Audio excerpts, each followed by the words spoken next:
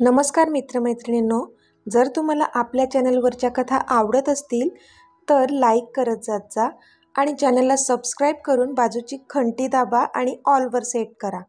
म्हणजे जेव्हा जेव्हा मी नवीन व्हिडिओ किंवा कोणतीही नवीन पोस्ट अपलोड करेन तेव्हा ती सगळ्यात आधी तुमच्यापर्यंत पोहोचेल. धन्यवाद. तर वळूया आपल्या कथेच्या पुढच्या भागाकडे. तू जे करतोय ते चुकीचं आहे. ते सगळं आत्ताच्या आत्ता बंद कर. ती तुझ्या भावाची होणारी बायको आहे आधी. असे आपल्या घरचे संस्कार नाहीत. निदान तुझ्याकडून तरी मला ही अपेक्षा नव्हती, आजी चिडून बोलल्या. पण त्यावर आधी काही बोलणार त्याआधीच दरवाजावर नॉक झालं आणि युविका आत आली आणि दार लावून ती दारावर पाठ टेकून उभी राहिली. आता ती त्याला पाहून स्माईल देत होती. जणू ती स्माईल हेच सांगत होती की कशी सगळ्यांच्या नजरा चुकवून ती त्याला भेटायला आली आहे. पण ती स्माईल क्षणात गायब झाली जेव्हा तिला बाल्कनीच्या दाराजवळ उभ्या असलेल्या आजी दिसल्या आणि भीतीने तिने एक औंढा गिळला. आता पुढे.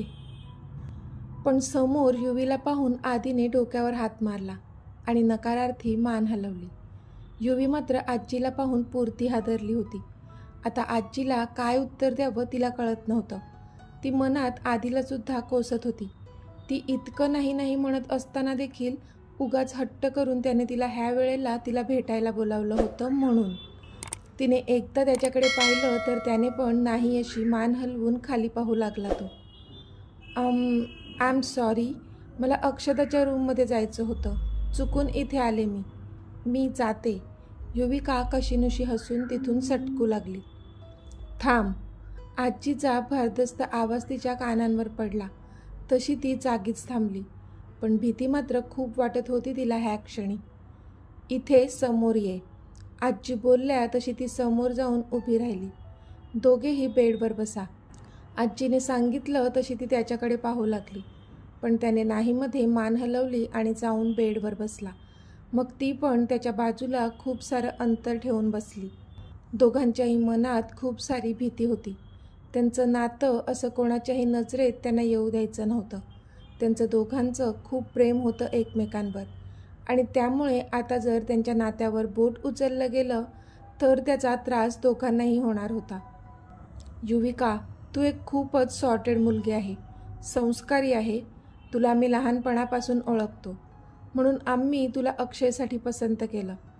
तू मला सांग, अक्षयशी लग्न करण्याचा निर्णय तुझ्यावर कोणी जबरदस्तीने थोपला आहे का? तू तर स्वतःच्या मर्जीने होकार दिला आहे ना ह्या लग्नासाठी? आजींनी विचारलं. तशी युविका पुन्हा आधीकडे पाहू लागली. त्याच्याकडे पाहू नकोस, मला माझं उत्तर दे. आजी जोरातच बोलल्या तशी ती घाबरली. हो, मी माझ्या मर्जीने होकार दिलाय ह्या लग्नाला, युवी बोलली. पण डोळ्यात मात्र पाणी होतं तिच्या. मग असं असताना तू त्याच्याच भावाशी जवळीक साधते, हे कितपत बरोबर आहे? आजीने करारीपणे विचारलं. तसे तिचे डोळे वाहू लागले. आजी, तू आधी माझं ऐकून तर घे, मध्येच आधी बोलला. तसं आजीने त्याला हात दाखवत थांबवलं. तू शांत राहा, मला तिच्या तोंडून ऐकायचंय. आजीने आता पुन्हा मोर्चा युवीकडे वळवला. तर सांग युविका, माझ्या अक्षयमध्ये तुला असं काय नाही आवडलं की तू माझ्या पनीर टिक्क्याला पण स्वतःमध्ये गुंतवलं? आजीने धारधार शब्दात विचारलं. तसे युविकाने तिचे डोळे कच्च मिटले. आजी प्लीज, असं काही नाही आहे, आधी अधीरपणे बोलला. पण आजींनी पुन्हा त्याला गप्प केलं. माझं प्रेम आहे आधीवर, जीवापाड प्रेम आहे. नाही राहू शकत मी त्याच्याशिवाय. मला त्याच्यासोबतच माझं पुढचं आयुष्य घालवायचं आहे. युविकाने हिंमत एकवटून भरल्या डोळ्यांनी सगळं बोलून टाकलं. तशी आधीच्या चेहऱ्यावर स्माईल आली. पण आजी मात्र एकटक तिच्याकडे पाहू लागल्या. मग अक्षयचं काय? त्याला का आशेवर ठेवलं आहेस? आजींनी चिडून विचारलं. अक्षूच्या लग्नानंतर मी आज तुला सांगणार आहे, आधी आणि माझ्या नात्याविषयी, युविका खाली मान घालून बोलली. पण युविका, मला तू माझ्या आधीसाठी पसंत नाही आहे, आजी बोलल्या. तसे ते दोघेही आजीकडे एकटक पाहू लागले.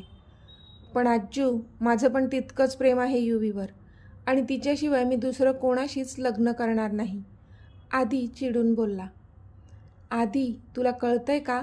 मला आधी वाटत होतं की युविका चांगली मुलगी आहे, पण नाही. ती जर चांगली असती तर अक्षयला सोडून तुझ्या मागे नसती लागली. आणि काय भरोसा तिचा? पुढे जाऊन तुला पण डीच करेल ती. आजी बोलल्या तसं युविकाच्या डोळ्यांतून पुन्हा अश्रुधारा वाहू लागल्या. आजी प्लीज, तुला काहीच माहीत नाही आहे म्हणून तू असं बोलतेस. एकदा माझं ऐकून घे. आदी बोलला. अजून काय बाकी आहे ऐकायचं आधी? आजी बोलल्या. बरंच काही. तू फक्त ऐकणार आहेस की नाही ते सांग. तो चिडून बोलला. बरं सांग, काय सांगायचंय? आजी बोलल्या. ऐक मग. पहिली गोष्ट, युविकाचं अक्षयवर कधी प्रेम नव्हतंच.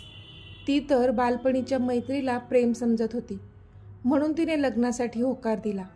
आणि तुला ऐकून आश्चर्य वाटेल की तिचं पहिलं प्रेम मीच आहे. लंडन कॉलेजमध्ये जेव्हा तिने मला पाहिलं होतं तेव्हाच मी तिला आवडलो होतो.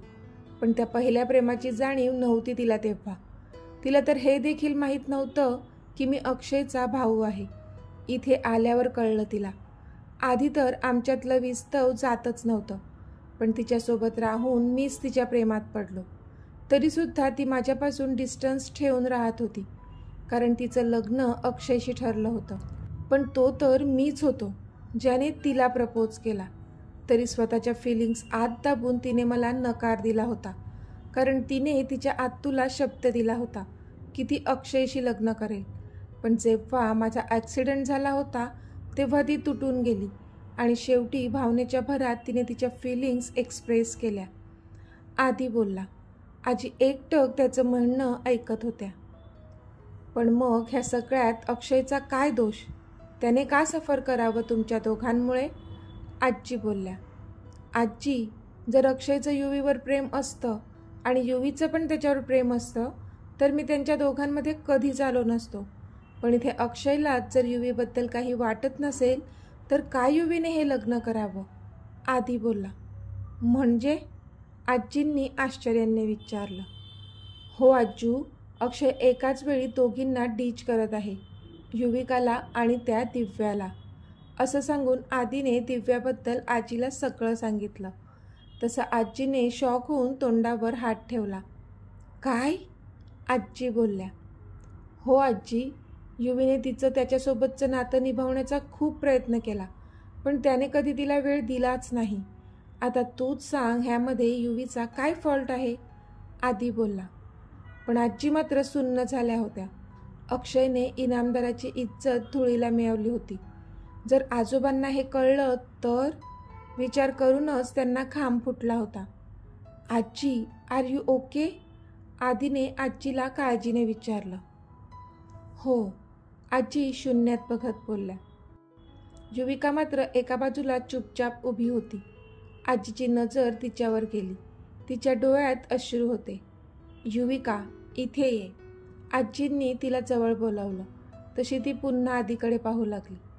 त्याच्याकडे पाहू नकोस, इथे ये माझ्याजवळ. आजी बोलल्या तशी युविका आजीजवळ गेली. पण मनात मात्र भीती होतीच तिच्या. तुला पण आता काय इन्व्हिटेशन देऊ का? आजी आदीला बोलल्या तसा तो पण आजीच्या बाजूला जाऊन बसला. आजींनी दोघांचा हात एकमेकांच्या हातात दिला. तसे दोघेही एकमेकांकडे पाहत राहिले.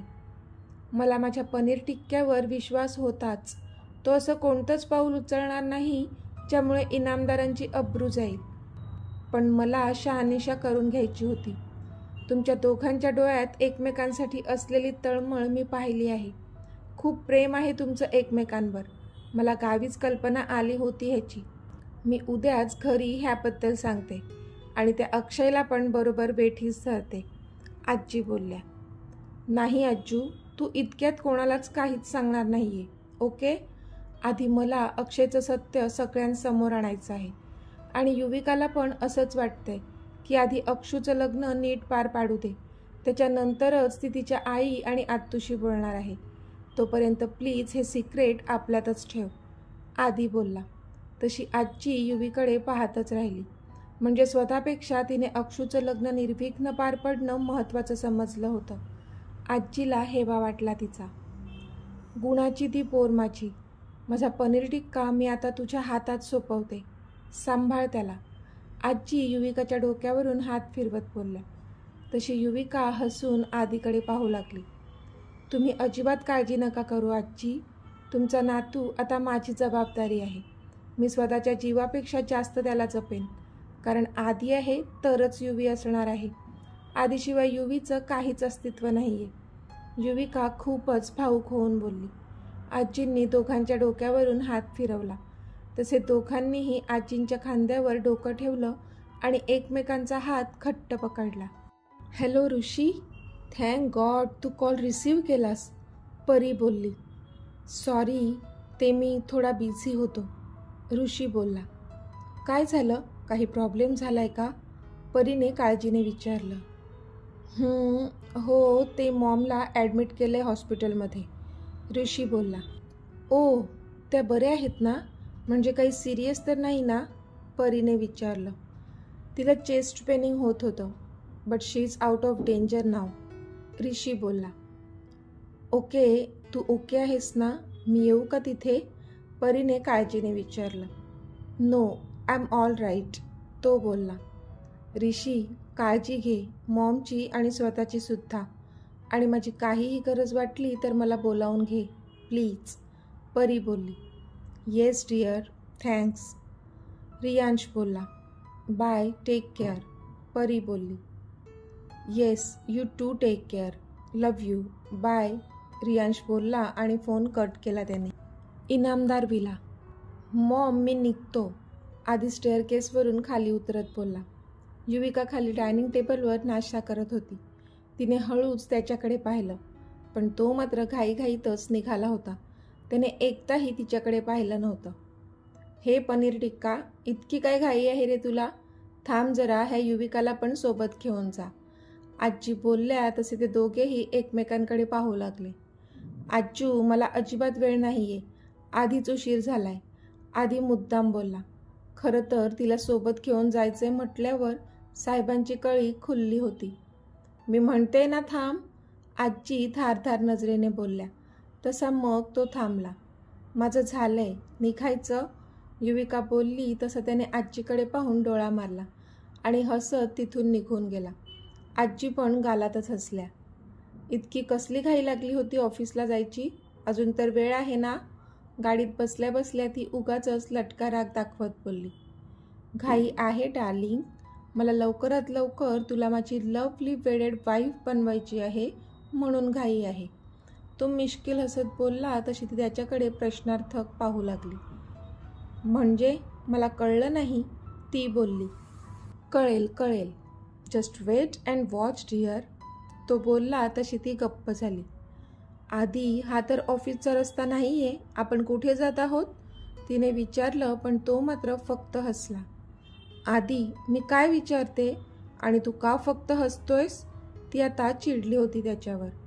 युवी, आपण त्या राकेशच्या घरी जातोय, तो बोलला. तशी ती त्याच्याकडे पाहतच राहिली.